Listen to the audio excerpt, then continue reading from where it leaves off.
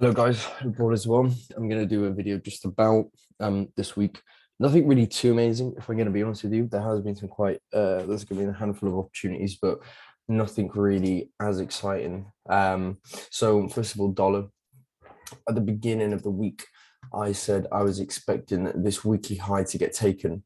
You can see we actually did just quickly take and wick that high. So what I would like to see is going into the next couple of weeks is to price either come down and start filling areas in here, whether we're going to come back up again, or if we are just going to continue. I do have a breaker structure here on a lower time frame, but as you can see, a high time frame, we actually haven't broke. So any potential downside movements would potentially be quite nice, but I'm not going to be doing anything long term until this low has actually been broken. My first area that I'm going to be looking for is just for price to come in and fill this weekly imbalance. But first of all, from dollar, you can see on the weekly, we have actually just taken out that high like expected.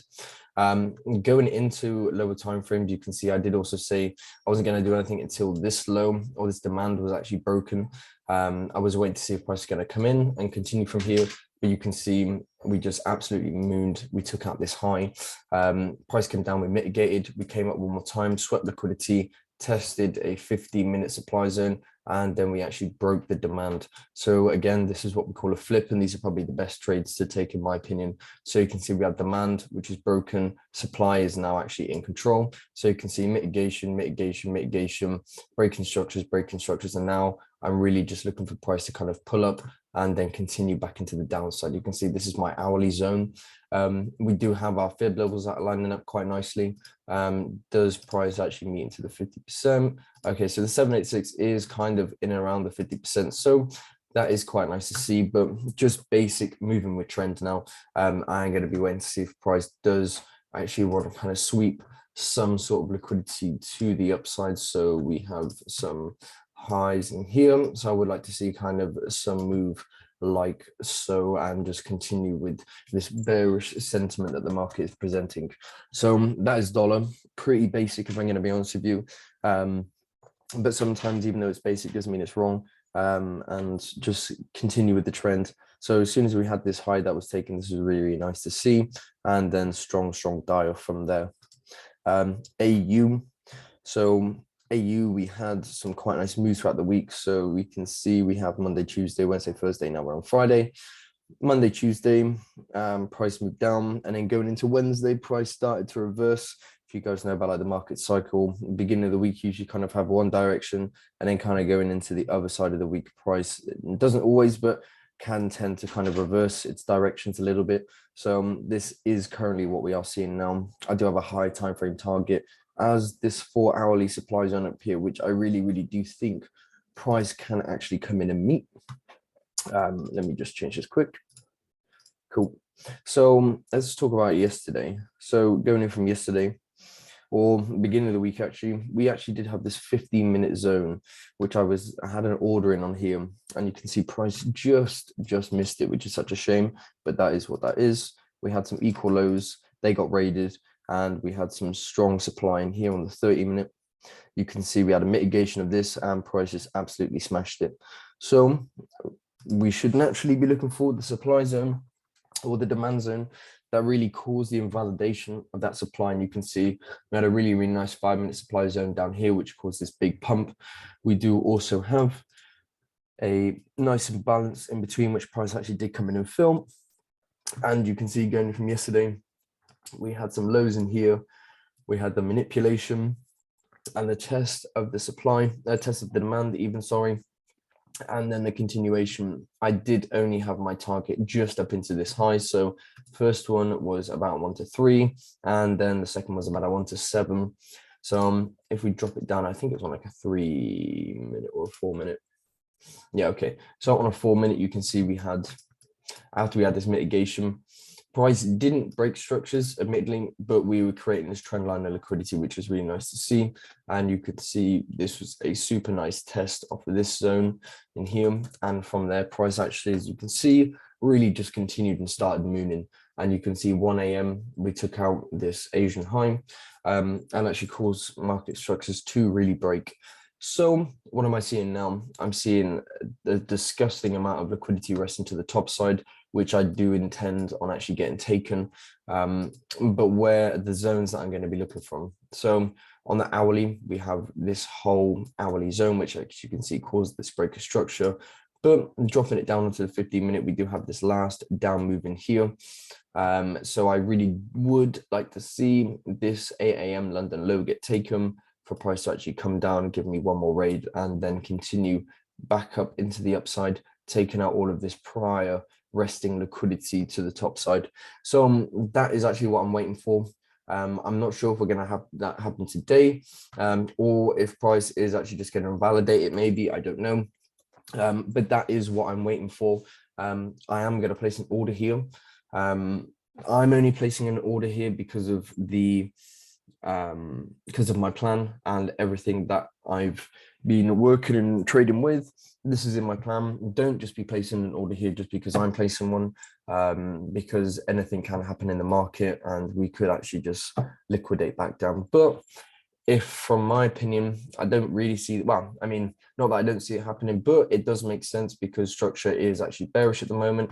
We have some highs resting here, liquidity resting here, imbalances that need to be filled, and liquidity rested into the top side in here. So any kind of down for long moves, that would be about 130 pip long move back up into this 4 hourly supply, if not even high, because we do have some liquidity resting still in some highs at this current point.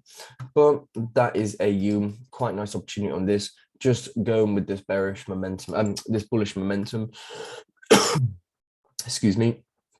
I'm expecting lower time frame movements, but you can see once price actually broke out of this structure, we came up, we kind of did invalidate this supply a little bit. Whether we invalidated it or I believe it's just kind of like a bit of a sweep, to be honest with you. But the idea is price never broke the structure. So even though we are technically low, high, high, high, low, this low didn't actually break anything. And sometimes, not all the time, but sometimes if a low doesn't get broken, sometimes you do kind of see some sort of like reversal. I'm not saying a reversal means that price is absolutely gonna like hoolie from in a different direction, but we could still potentially see some sort of fills, and then potentially back down to lower timeframes. We also do have this supply zone in here, which is an overall kind of supply zone. So any kind of potential move back up to then sell is what I'm going to be looking for. And considering I'm expecting dollar to come down a bit, well, maybe not that far down, but I am expecting dollar to come down a bit. So we really kind of could see a little bit of a pullback, and then that continuation. But the moment I am only going to be looking for buys at this current point, just because we are bullish at the moment. We did have as a flip of supply and demand, so that is actually what I shall be looking for. Euro pound, we had quite an interesting day yesterday. Beginning of the week, we had a strong die off. I was really gutted that I never actually got a positioning on this, but we had this high that was taken. We did actually sweep a lot of old weekly highs, so we had a big sweep of all of this, and you can see price is potentially ready to kind of start heading down and sweeping a lot of the things that we do have resting. But going in from yesterday, we had a lot of generated liquidity in here. We had a London high, price came down, we broke structures. We had an interest rate, price came up, we took out the London high, and then we really actually start to die off. So now what I am seeing and waiting for is we have this New York low at 140 going into New York, not exactly New York open, but in and around New York open. This is going to be my target. I am basically just waiting for a simple retracement back up to the upside, fill whatever needs to be filled in here, and then continue with this New York low actually being my target for potential downside movements. You can see if we go into a 4-minute, we have a really nice cluster of orders in here. This is about a 23 pip stop loss. Having a 23 pip stop loss is completely okay. It really is completely fine. Personally, for me, I don't really like having that much of a bigger stop loss, but just because I don't, it's just a personal preference. So I will just kind of be waiting for price to come in, and I am a little bit more refined. So I usually take anywhere from 15 or below as my stop loss. If we go on AU, this stop loss is about 16.3. So That is a little bit big for me, but just because I think this is going to be potentially quite a nice opportunity, I am just going to go for it and see what happens with it anyway. So fingers crossed, let's see what does happen. Price could even potentially come a little bit deeper. I didn't actually mention this before. We have a really kind of nice small move in here, but I'm not going to refine it too much because it's so frustrating when you refine a zone too much. Price mitigates a high time frame zone and just misses your zone, so it is a little bit unfortunate. That is kind of what happened on this my 15-minute order, and here if we go on a 30-minute, you can see price did actually fill this overall 30-minute. You can see that was a really nice film and continuations. So for that reason, I don't actually like having a stop loss. Well, I don't like refining it too much, but also refining it can actually present you some really nice opportunities.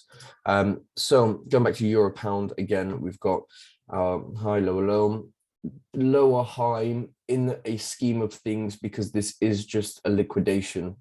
And then obviously price came down to the downside, and we're generating a lot more liquidity for buyers and sellers. But I really could see price kind of popping up one more time and then potentially heading to the downside. Whether that's going to happen today, more time than not, that's probably going to happen in tomorrow. But I am waiting for further downside movement on euro pounds. I haven't really been looking at anything else, if I'm going to be really honest with you. I did know that Bitcoin had a really, really short die-off.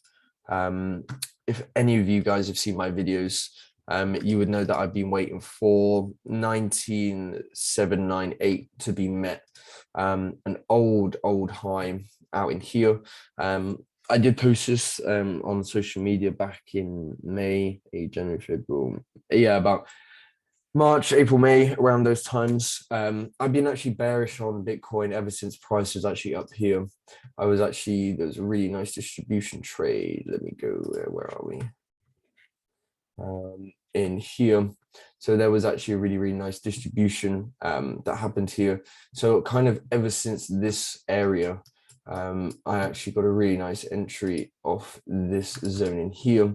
So ever since the entry in here, and obviously prices died off, my target admittedly was only to this low, just because we did have an accumulation here, but I have been bearish ever since about 55,000.